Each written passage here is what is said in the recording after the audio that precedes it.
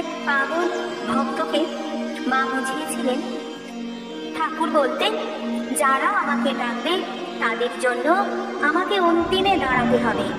এটি তার নিজের মুখের কথা। তুমি আমার ছেলে, তোমার ভয় কি? তুমি কেন অমন পাগল হয়ে চলবে? এতে যে তার দুর্নাম হবে, লোকে বলবে তার ভক্ত পাগল হয়েছে।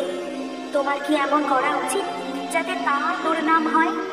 যাও, বাড়ি যাও, 10 জনে যেমন আছে বেশ খাও দাও থাকো।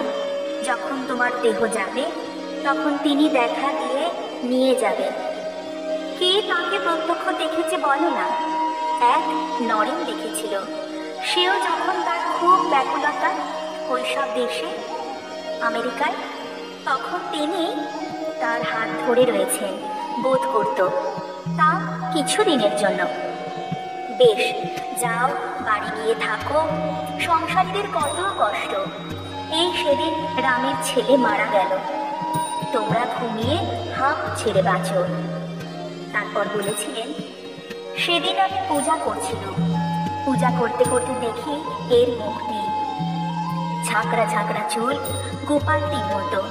সেই দিনেই খানিক পরে এসে উপস্থিত।